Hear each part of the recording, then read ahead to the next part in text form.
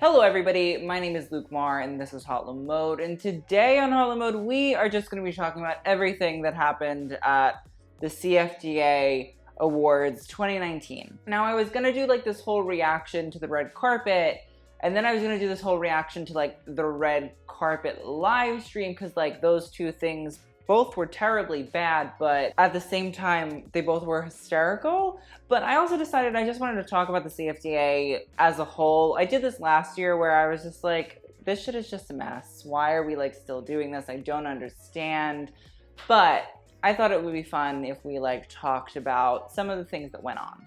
Now, the CFDA stands for the Council of Fashion Designers of America, and over the past, I'd say like 10 years, it seems like the CFDA has really lost any power that it had. It just felt like they've let New York and American fashion down in so many ways. Even having the CFDA Vogue Fashion Fund, which is kind of like meant to mirror or be similar to the LVMH prize, which essentially helps younger designers to get started and have a little bit of a business plan and have some really experienced fashion designer or fashion business people, mentors helping them out. Even that, it just seems like they're not picking the right people. They're choosing a very specific type of person, pretty white people or couples, you know. Until this year, where Kirby Jean Raymond, who runs Pure Moss, won the award. Maybe the CFDA is picking itself up just a little bit. Maybe I helped out with that beautiful video where I said the CFDA was shit last year. You know, I'm not gonna take a lot of credit. But this year, they decided they were going to continue and do another CFDA Awards. So, yeah, we probably should talk about all of the categories that are going on first. So first up is Womenswear Designer of the Year. 5 people were nominated for it, and it was Rosie Asulin, Marc Jacobs, Brandon Maxwell, Sander Lack of C's Marion, and Laura and Kate Malavy of Rodarte. It's hard because I think there are very few designers besides, I'd say, Marc, who I think in the last year have really like turned out a great collection. I think Rodarte has definitely picked it up a little bit really recently. For a hot second there, it was kind of like, ooh, but now they're getting better. C's Marion was like on a really hot streak and then just like, like crashed. I don't know what's happening. Brandon Maxwell just went on Project Runway, so I think that's why they're trying to make him Designer of the Year. I mean, like, listen, did he make Gaga's Met Gala looks? Yeah. Were they great Met Gala looks? No, Gaga was the Met Gala look, and that's it. Rosie Asulin I really like as random, very random. And I mean, Marc Jacobs should just like win every year, you know? But it's just kind of like, So, I mean, weird. Then there's Menswear Designer of the Year, and up for that was Mike Amiri, Virgil Abloh, Kirby Jean Raymond, Rick Owens, and Tom Brown. And then for Emerging Designer of the Year, you had Emily Adams Bode of Bode, Beth Bugdake, Heron Preston, Catherine Holstein, and Sarah Staudinger and George Augusto of Staud. And then for Accessories Designer of the Year, you had Jennifer Fisher, Tabitha Simmons, Virgil Abloh, Mary-Kate and Ashley Olsen, and Telfar Clemens. So Brandon Maxwell won Womenswear Designer of the Year, and like, I don't dislike Brandon Maxwell as a person or anything like that. It's not like some personal vendetta. I'm sure he's a very nice person, but like, besides Lily Aldridge's look on the red carpet for the CFDA Awards, I've never seen a look by Brandon Maxwell that has ever interested me whatsoever. Like, whatsoever. Maybe the pink first look from Lady Gaga's Met Gala dress, but like, that was 3 weeks ago. Are you really giving him an award for something that we saw 3 weeks ago and on a red carpet today? Like, I've never seen anything by Brandon Maxwell that has ever excited me, that has ever made me think, oh my God, like, wow, he's such a major designer. Oh my God, his mind, like the way he cuts, the way that he brings together references, like none of those things exist for me in a Brandon Maxwell collection. And so like, I wonder, for any other reason besides him being like on Project Runway and having worked with Gaga in the past, like where is the Designer of the Year this year? Emerging Designer of the Year was won by Emily Adams Bode for Bode. I don't know a lot about Bode.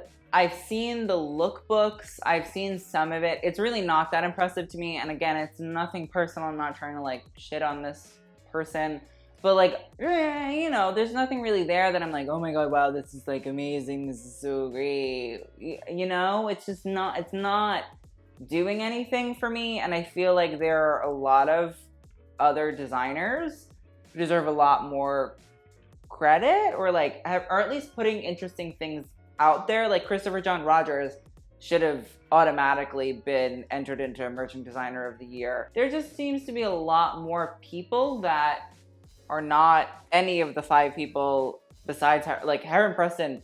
Heron Preston's an emerging designer since when? Heron Preston's been around for fucking like 4 years. Like, what is an emerging designer to all of you? I don't know, like, the criteria of all of these things don't make any sense to me, so I can't like accurately put people in different spaces because I just don't think the criteria for any of these categories makes a lot of sense. That's my thoughts on that. Hasn't changed from last year. Accessories Designer of the Year, the winners were the Olsen twins for the Row. Now let me just say, I fucking love the Row. I would throw myself off a bridge for the Row. But Telfar Clemens and his Telfar bag are the most noteworthy bag that has come out, I'd say, in the past year and a half at least. I've seen that bag everywhere in New York. It is affordable. It is cute as fuck. Everybody's been wearing it. There's no other person on that fucking list, I don't give a shit, that has put anything out that has been nearly as influential. I don't know a thing by Tabitha Simmons except for the fact she does shoes. Virgil Abloh accessories wear. Like what is a great Virgil accessory besides those bags? That was like 3 years ago. And the off-white belt. Like, it's been around. It's been around. We're good. Jennifer Fisher, like jewelry.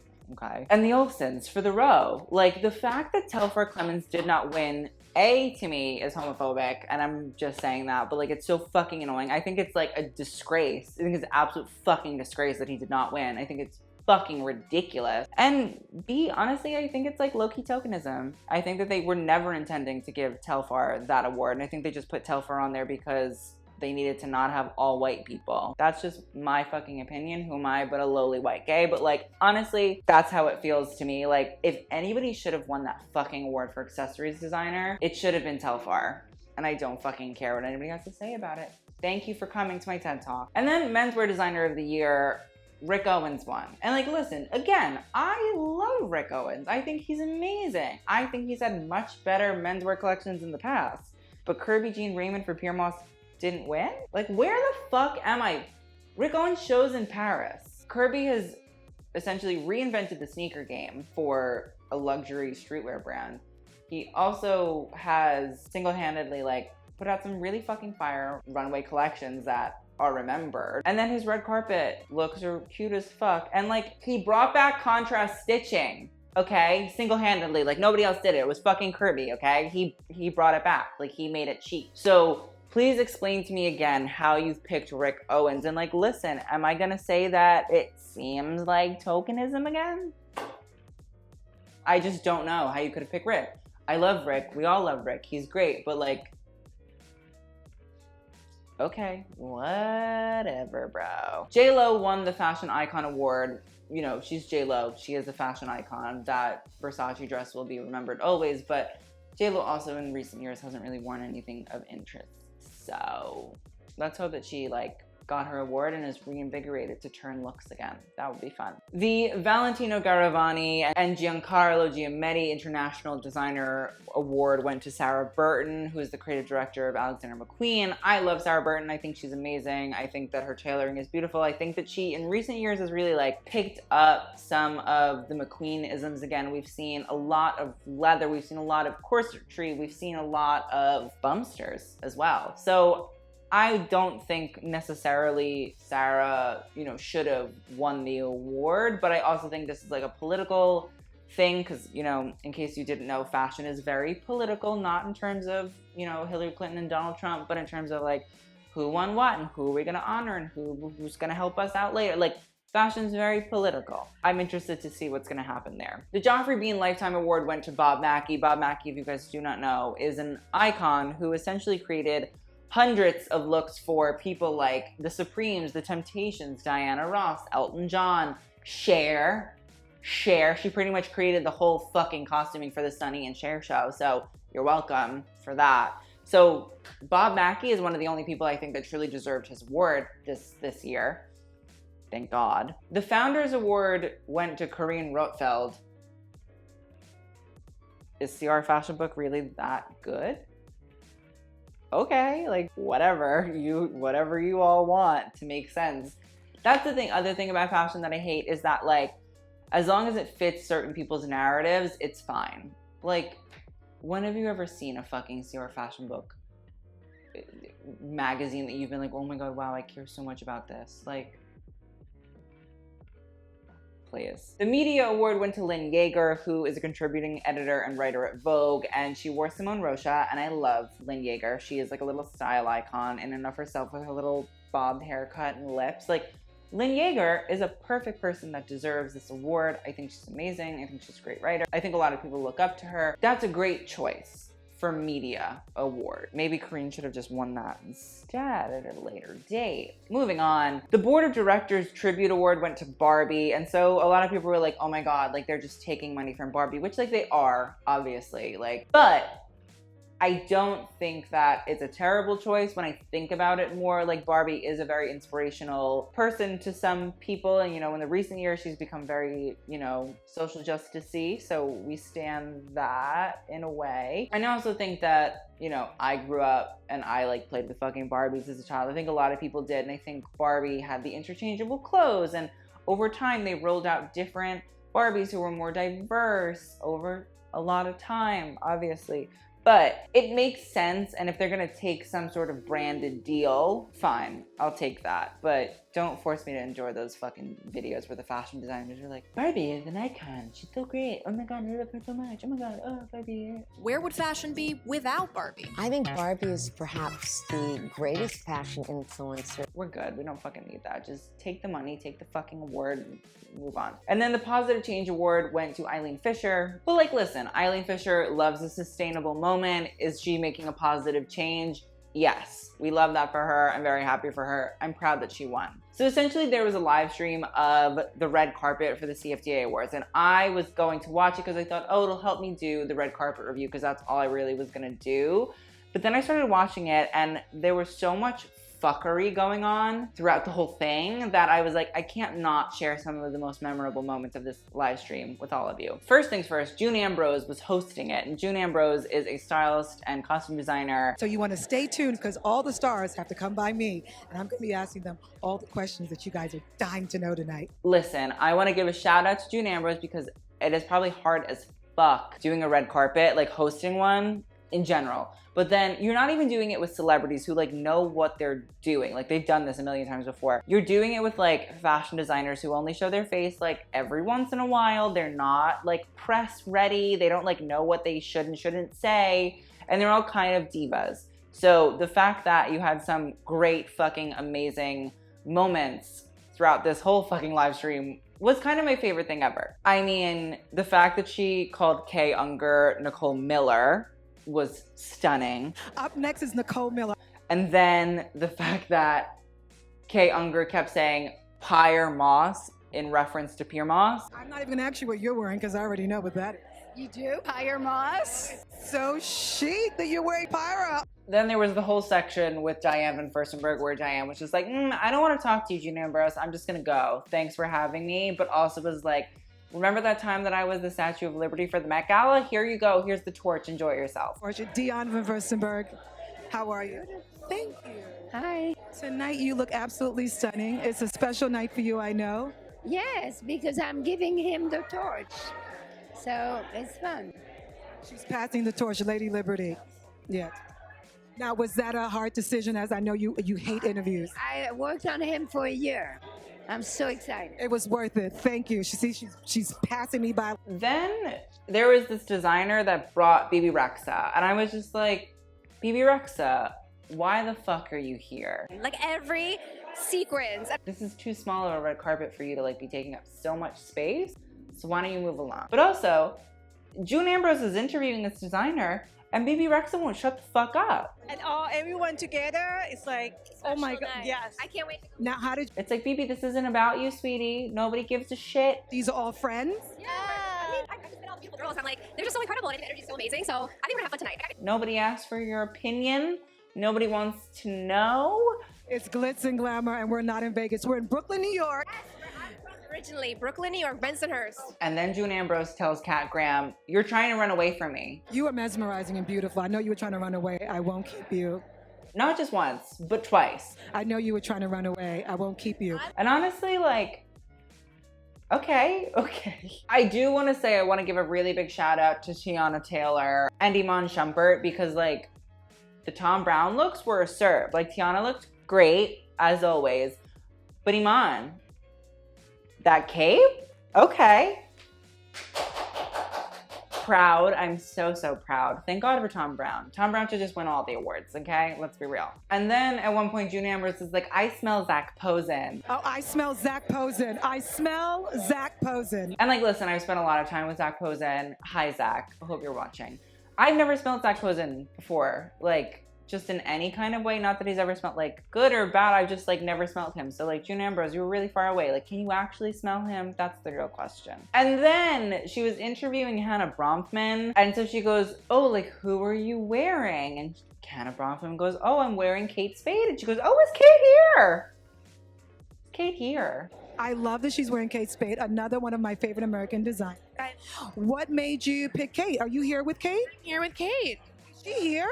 Well, You came before her, or did she skip by me? Kate, the team from Kate is here.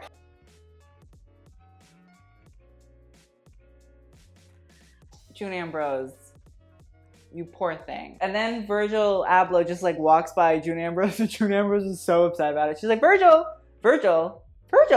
I'm gonna grab Virgil. Virgil is not Virgil. Is he really walking by me? Did that just happen? Thank you. That was a big mistake. Did he do that on purpose? I'm gonna get Virgil Abloh if it kills me. Also, June Ambrose lets you know that she is June Ambrose. She like wants everybody to know. June Ambrose. Oh, hello, June Ambrose. Oh, June Ambrose. Especially when she's talking to Tom Ford. Tom is June Ambrose. How are you? Yes, congratulations tonight. Yes, She wants Mr. Ford to know that she is June Ambrose. it's June Ambrose. And then there's this weird moment where like they bring on Marnie Setafonte, who's a stylist, and then also Prabal Gurung, and then like Prabal Gurung like says something to Marnie, and then June Ambrose is offended that Prabal didn't say anything to June Ambrose.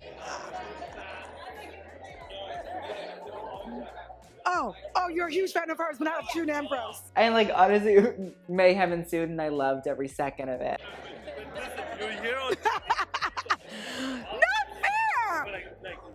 Oh, he just called me a worker. And Michael Kors was there with Bella Hadid, who like, that was a real tan. That was like an Ariana Grande tan, if you know what I mean.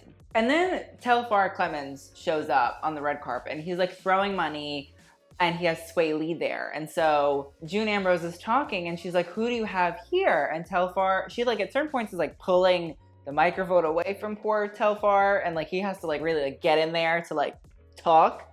But she's like, "Who's this?" And Sway Lee's like, "Yeah, it's me, Sway Lee." And that motherfucker says that he is wearing Teflar. Young Sway in the building, you know what I'm saying? Big Sway, man. So now I'm rocking Teflar. My boy Teflar brought me out. Teflar. I really think that he was trying to say Kevlar, which is like a type of fabric, but he said Teflar. And he didn't say it once, he said it twice. And then June Ambrose called Telfar Clemens Teflar. No, Teflon, you have been making quite an impact. So I just like, I love Telfar Clemens and he deserves so much better, but I also like could not fucking stop laughing because like this whole experience is fucking ridiculous at this point. And then at one point she starts like talking to Kirby from Pure Moss and she calls it Pyre Moss and Kirby's face just goes, Paramos. I am so utterly proud of you. It was beautiful because I just kept looking at her and going, oh my God, Kirby.